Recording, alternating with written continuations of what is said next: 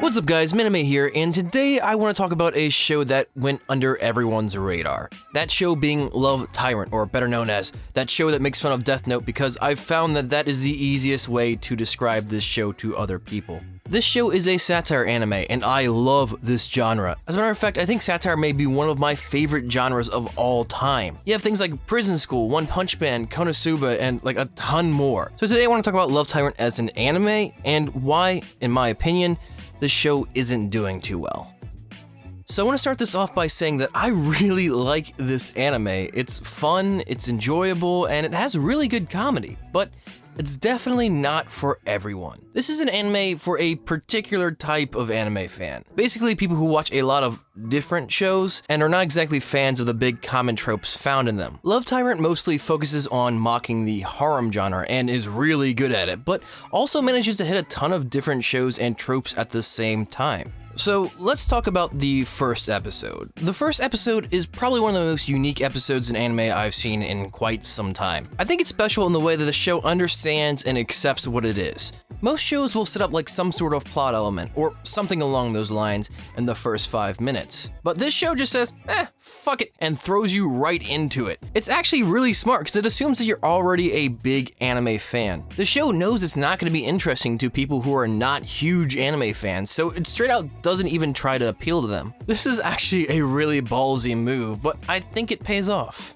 The comedy in this show is fantastic. I love the characters in this anime, and in particular, the main character. The fact that he never objects to all the crazy supernatural shit happening around him, or in fact, that he seems to grow indifferent the more it happens to him, makes him freaking hilarious. He's also a pretty well-written main character on top of that. I think the most interesting part is just seeing him and Guri, the main female protagonist, interact and their crazy ridiculousness that follows. I also enjoy just how many times they set up these perfect tropes only to break them down and destroy them. Oh, Akane is gonna be this sweet normal girl who is gonna get dragged into all this mess. Nope, she's actually a yandere who's been stalking Seiji for weeks. Yuzu, who's your overly tsundere girl, is going to kiss him and bring him back from the dead. Nah, God just wanted to do a quick check with Seiji beforehand and sends him back in time. There are many other times where they do these kind of jokes and they always seem to catch you off guard. Granted, the story itself definitely seems to be going downhill. The last few episodes have had less jokes than average and more story elements, but I get the feeling that this is all leading up to one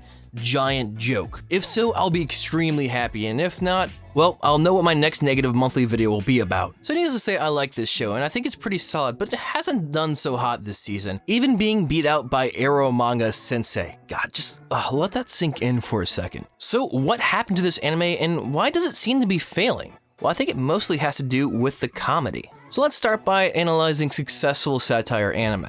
Konosuba is one of the most popular new satire anime to come out. The show has good, fun characters and incredible comedy. But there is a really big difference between Konosuba's first episode and Love, Tyrant's first episode.